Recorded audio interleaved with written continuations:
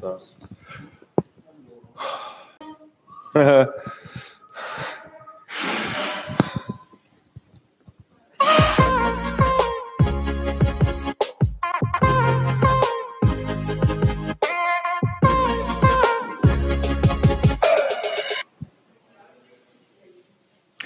Hello and welcome to a new episode of 60 Seconds. First of all, sorry for the short delay. We had some technical problems, but now we are live here from SpaceTrack Co-working, where we're broadcasting our weekly show 60 Seconds, where startups have the chance to pitch their idea in less than 60 seconds. I have already the first startup here. It's biotx, and they providing an AI what's designed for biometrical data. So let's hear more about them. Your 60 seconds starts now. So the greatest challenge in preclinical drug discovery and development is identifying the drug candidates and also selecting the right patients. This can be solved by genetic biomarkers gained from analyzing existing biomedical data. But the problem here is that biomedical data is difficult to analyze because of the high dimensionality. The analysis of such high-dimensional data often are prone to false positives or coincidental results. At biotx.ai, we have developed a machine learning technique specifically designed for the analysis of biomedical data. The uniqueness of our technology is that its ability to mitigate such false alarms, or mathematically it's called multiple testing problem. So by doing so, we discover next-generation biomarkers that can accurately predict disease status, drug efficacy, or even patient stratification. So this is the next future step for making precision medicine a reality. Okay, sounds complex. What in which stage are you? So you are already analyzing the data and you are already selling the data to the pharma industry, or in which stage are you? So we have currently 8 disease areas now, and we already have customers like Sanofi, Orion Pharma, Leo Pharma in Denmark. So we are currently in the process of selling Parkinson's disease for Orion Pharma, and hypercholesterol for Sanofi, and dermatitis for Leo Pharma. And we are also certifying our biomarker as a medical device by ISO standards. Maybe for like not the biotechy guys, can you describe it a bit more? Like what would be like the use case, or what kind of data you are like then analyzing, or and how long does it take? What is the process there? So what you need to understand first is a biomarker. It could be a gene, a molecule, or that it's actually basically an indicator for representing the severity or even the presence of a disease. So we find these biomarkers from biomedical data, and for analyzing one particular disease area, it takes for about 6 months, depending upon the complexity. For neurological disorders like Alzheimer's, it took us more time.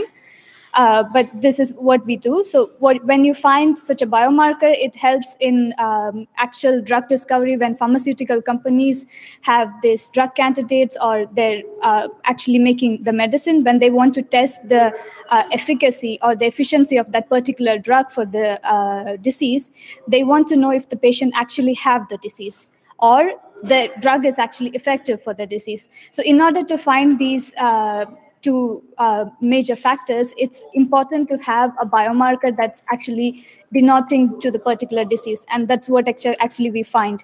The existing technologies, for example, for Alzheimer's, there is a current biomarker called ApoE4, which is only 50 to 60% accurate.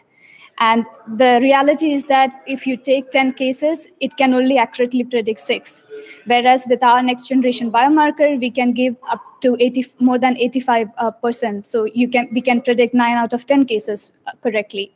And that's actually a huge impact in case of pharmaceutical industry. Wow, sounds pretty impressive, and yeah, also not so easy to understand, but still pretty impressive. So yeah, thanks for the pitch. If you want to know more about biotech, and if you want that we are like describing it more in detail, so to make it maybe also a bit more understandable of what they are actually doing, then give them a vote, and yeah, we will feature them more in detail in the next weeks. Now, next startup, it's Conichi, and they are simplifying the check-in process on hotels. So let's hear how they do that. Your 60 seconds starts now. Perfect, thanks. Hey, so we're Conichi. What we're doing is we're creating the most simple and most secure hotel check-ins and check-outs. Think of us a bit like what you do for airlines, but for hotels. So you get an email and you can simply check in and check out of the hotel, which saves the traveler a lot of time and really simplifies the process from a hotel point of view. Now, our main customers are frequent travelers, are large corporations, corporations like Telecom, like Siemens, have a lot of travelers who want to have a simplified and easy process. Especially when it comes to security at hotels. If you've recently read the news, a big data breach, 500 million data sets at Marriott. That's exactly what we're trying to prevent, to create essentially an end-to-end process which is encrypted, secure and safe. All right. 5 seconds. Check it out, conichi.com. Cool. Okay. What does it mean? I mean, okay, like doing the process easier sounds great, faster sounds great, but what does it mean exactly? I mean, I can check in, so I just check in with the phone and then go in my hotel room, or how does it work exactly? Yeah. So I think we need to look at the three sort of customers we have, right? So what does it exactly mean for the traveler? For the traveler, it means you save 15 minutes during check-in, and you save roughly sort of 15 minutes during checkout. If you think about the last time you stayed at a hotel, you went there, you had to fill out a registration form, a city tax form. Next morning, you had to queue, because especially if you're a business traveler, you want to split your bill, keep it separate. The beers you had from the minibar, you want to put on a different bill. So it just saves you a lot of time, a lot more convenience. When you look at the corporate side, now, if you look at a large organization which has 80,000 travelers, every minute they, of course, save at the end of the day is bare money. They also want to make sure that it's compliant, because they don't want to overpay. So for them, it's really cost saving. We estimate the cost saving for a standard corporate to be roughly sort of 40 euros. Now that's quite a lot if you think about it. If you stay at a hotel for 90 and you have 40 euros in costs on top, overhead, expensing, payment, etc. And for hotels, if you think about a standard hotel, you have a lot of fluctuations, staff coming and going. For us, we just simplify the process for the staff, reducing time, more time for the guest service. All right. Yeah, I mean, the hotels definitely need help by digitalization and being more successful on the market, since only then Airbnb. So in which stage are you, and like how many customers you have, or Yeah. So we started in 2014, really. We're 70 people based out of Berlin, Milan, San Francisco, Shanghai. That's sort of our current setup. Sorry, Belgrade. Don't want to forget Belgrade. That's always important. And where are we? We have large customers, primarily sort of Fortune companies, large Fortune companies, Germany 30 companies. We're covering roughly 10 DAX companies. And that's where we're standing. I mean, for those customers, we're processing a lot of their check-ins and check-outs. We're now sort of really focused on creating the most secure and most seamless process, because you can always sort of enhance this process continuously. All right, cool, great. Thanks for the pitch. Yeah, so if you want to know more, check them out, conichi.com. And if you want that we check them out more and cover them more in detail, then give them a vote. And yeah, like always, the startup with the most votes get a feature story in the next weeks. Now, last but not least, the next startup is Super. And they are doing a data-driven financial coach to improve the financial situations of people. So let's hear how super they are. Your 60 seconds starts now. Thank you. Well, so it's 2019 right now, right? And a lot of things are easier, but let's face it, managing your finances still kind of sucks, right? So most people have between 2 and 3 bank accounts. They have between 3 and 5 payment cards, and nobody has time to log into like 3 to 5 different applications to figure out, where is my money right now? So what we do is we allow people to connect all of their accounts in one application. They get data about like, what's going on in my account. You get push messages for like, when did I get paid? Oh, wow, I got paid like just now. That's fantastic. So people get excited about these kinds of things. And why shouldn't you be excited about what's going on in your finances? I mean, this is your path to everything you want to do in your life. We've had about 50,000 downloads at this point. We have a team of about 25 people. These are designers, developers, people from banking who understand that it could be a lot better. And so we are in market in Germany and Austria. We are moving out to France later on this year. And we are looking to acquire our banking license this year to make saving even easier and more fun. Oh, great. So is it more like, does it go more in the accounting area, or like so that I have like a better bank account and see it more digitalized, what like come in and out? Or is it like also like here you should invest in, I don't know, like stock or whatever? It's a great question. So right now what we have is essentially a PFM tool. So you connect your various accounts, it sits on top of your various accounts. You don't have to like drop any of your current banks or anything, and you can get insights about what's going on, and you can get like these daily spending reports, which I really love. And so that's where we are at the moment. What we become in the future is we become this PFM with a bank on the back end. So we are going to make it easier for you to open savings accounts, to get investment, to do the things that you want to do with your financial life. But again, you don't have to drop your existing banking account. If you love Deutsche Bank, you know, you can continue loving Deutsche Bank. But Super is going to be a faster and easier way to do a lot of these processes. For those who don't know, what is PFM? Oh, sorry. It is a personal finance management tool. All right. So yeah, so you help actually like the traditional banks to becoming more digitalized and innovative, so that they don't have to go to the new.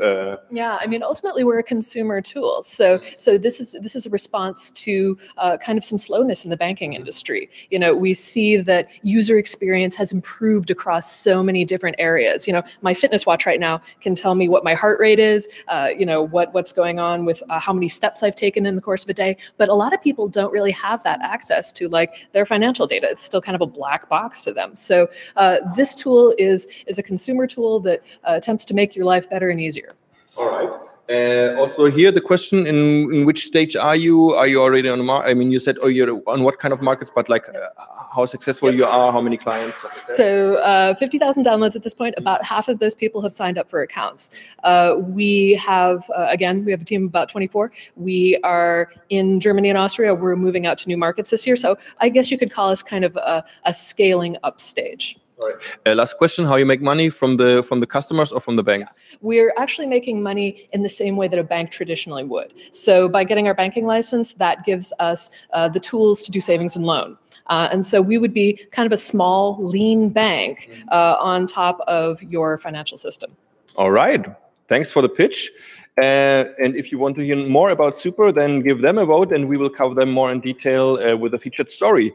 That was already the show for today. At least this was the startups of today.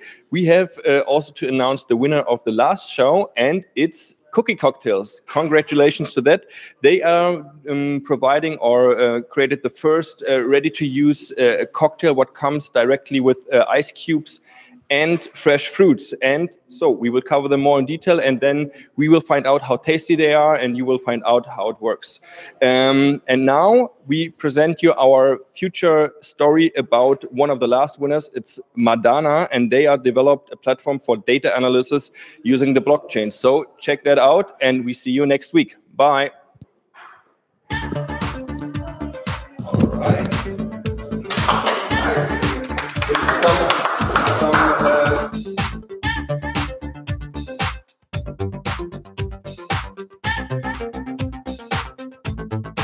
So Madana is securely bridging the gap between data and insights.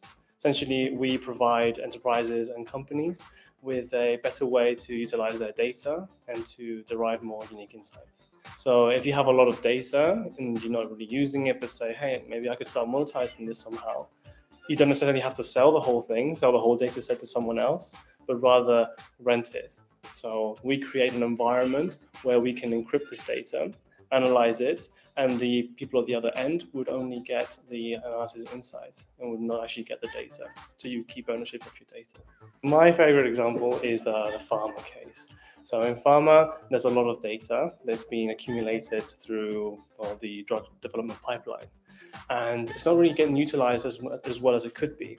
And there are researchers and research bodies out there that would love to have their hands on this data to advance medicine, to find more cures for diseases. So we would be able to connect these two parties together. One way, the pharma companies would not lose the ownership of their data. Their data would be intact, and they would have to sell it to these research bodies. But at the same time, the research bodies would have access and be able to analyze this data that they don't necessarily have to own. So it kind of happens in between.